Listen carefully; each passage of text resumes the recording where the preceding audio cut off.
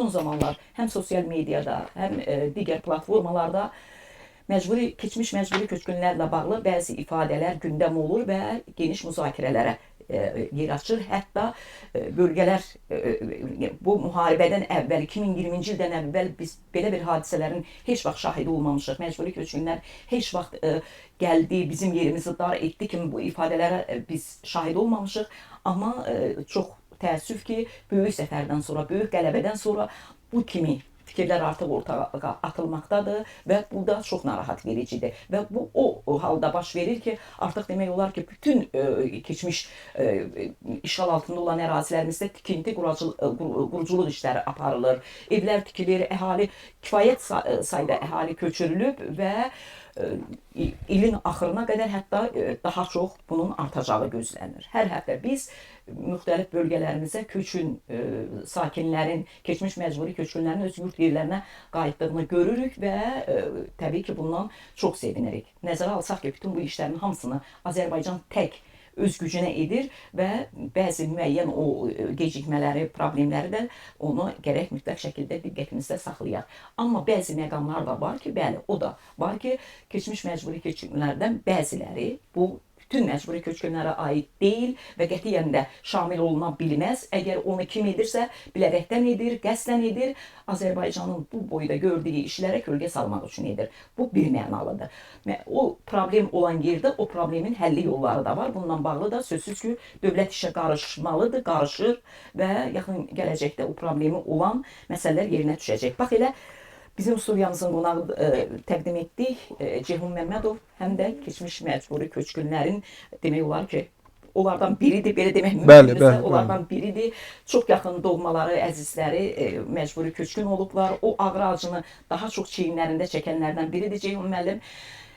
Elə yeri gəlmişkən Ceyhun müəllim də bir ifadə işlədib, onu da kontekstdən çıxardıb müxtəlif istiqamətə yolculurlar. Qəsdən, bilərəkdən, qeyd etdiyimiz kimi bilərəkdən. Ceyhun müəllim, sizin işlətdiyiniz ifadə nə idi və necə oldu ki, səhv etmirəmsə keçmiş məcburi köçkünlərlə bağlı demişdiniz ki, orada Qarabağda iş var, amma işləmək istəmirlər. Belə idimi ifadə?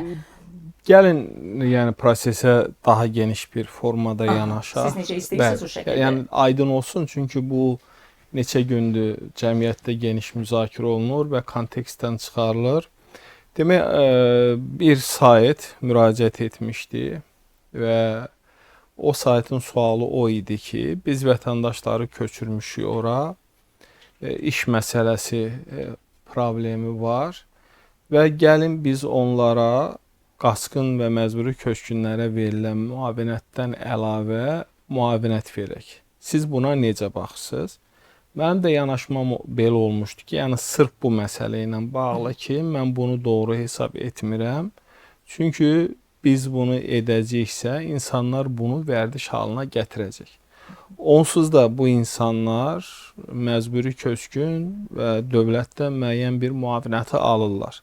Və bunlar artıq gedib orada demək məskunləşiblər və saytda bu çox geniş bir formada da öz əksini tapmışdı və ikinci bir məqam isə o idi ki, mən bir müddət bundan əvvəl Cəbrayılda qəbul keçirdim. Mənim yanımda mən tək deyildim.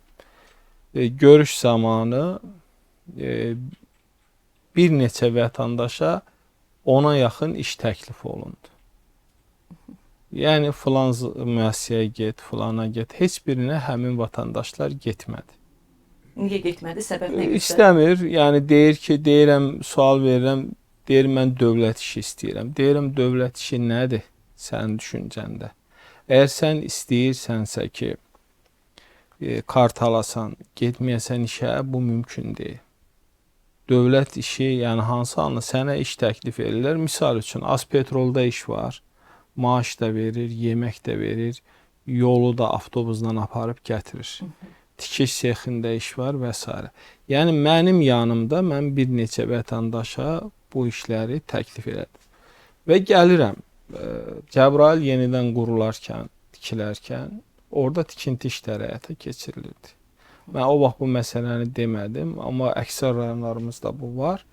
Və mən yaxınlaşdım orada iş icraçısına ki, sizdə burada nə qədər Cəbrayıllı işləyir və nə qədər kənardan gəlib işləyənlər var. və onun mənə fikri oldu ki, əsasən cəmaətin böyük əksəriyyəti kənardan gəlib işləyənlərdir. Yəni biz məsələyə, yəni mənim də çıxışımda yanaşmam o idi ki, biz bu torpaqları azad etmişik. Allah cənab prezidentin canı sağ eləsin. Şəhidlərimiz olub. Biz indi hansısa cılız hədəf və məqsəd ətrafında bu görülən işlərə xələl gətirməməli. Deyirsiniz iş, mən deyirəm ki, mənim yanımda təklif olundu, işləmək istəməli. Hə, bütövlükdə heç bir iş problemi yoxdur. Ayrı-ayrı yerlərdə ola bilər, az da olsa. Amma mən konkret faktla orada da qeyd eləmişəm, yəni o həmən saytda da gedir ki, mənim yanımda xüsusi nümayəndəlik iş təklif elədi. Bizim bir neçə insanımız işləmədi və mən orada demişəm ki, heç də insanların hamısı işləmək istəmir. Yəni işləmək istəyənlər də var və işləmək demək istəməyənlər də var və bu nə baş verdi? Bu xaricdən maliyyələşən bir neçə sayt var. Onlar götürüb demək mənim şəklimi qoyub qarşısında da belə bir yazı yazdılar ki, Ceyhun müəllim Məmmədov deyir ki, Azərbaycanda heç kim işləmək istəmir. Ceyhun Məmmədov deyir ki, Azərbaycanda bütün müavinətləri ləğv etmək lazımdır. Və təəssüflə qeyd etmək lazımdır ki, özünü jurnalist hesab edən, indi mən ad çəkmək istəmirəm və mənim də tanıdığım bir neçə bloger və bu insanlar başladılar canlı yayım paylaşmağa ki, Ceyhun Məmmədov deyir ki, Azərbaycanda heç bir iş problemi yoxdur. Azərbaycanda hamı üçün iş var və heç kim işləmək istəmir. Amma bizim müsahibədə kontekst o idi ki, yəni söhbət Qarabağdan gedir, bir daha vurğulayıram və əlavə olaraq yenə hansısa bir demək insanlar üçün müavinətlərin əlavə olaraq verilməsindən gedir. Yəni bu gün onun əleyhinə olmusunuz, başa düşürəm. Yəni söhbət ondan gedir ki, biz onun bilirsiniz, mən sizə bir məsələni deyim. Yəni burada bilirsiniz, bizim cəmiyyət bəzən həqiqətləri eşitmək istəmirlər. Yəni baxın, biz bu torpaqları azad etmişik. 30 il ərzində müavinət də verildi, yardım da verildi və bu gün də bu müavinət verilir, yardım verilir. İndi biz təzədən bir də əlavə olaraq da bunu etmək, bu dövlət üçün böyük bir yükdür. Yəni və mənim o müsahibəmdə mən davamında da qeyd etmişəm ki, yəni biz burada məskunlaşdırmanı həyata keçirməliyik. Məcburi köçkün həyatı nə qədər çətindirsə, eyni zamanda böyük qayıdış da çətin bir prosesdir. Bəli.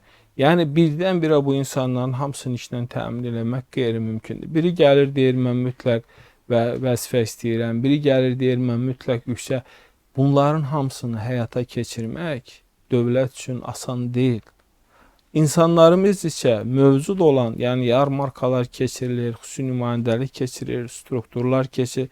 İnsanlarımız özləri də bu prosesdə fəal olmalıdır və məsələnin acınacaqlı tərəfi odur ki, siz də qeyd etdiyiniz və bunu kontekstdən çıxararaq bütövlükdə və orada mən baxdım, xüsusi qruplar var, o media var ki, bəziləri də bugün həbsdədirlər, o xaricdən maliyyələşən, onların müəyyən qrupları var, onlar bunu daha geniş bir formada hər yerdə təbliğ etmək, mənim də adlarını çəkmək istəyirəm. Məsələn, mən demişəm ki, insanların hamısı işləmək istəmir. Yəni, bu o demək deyil ki, heç kim işləmək istəmir.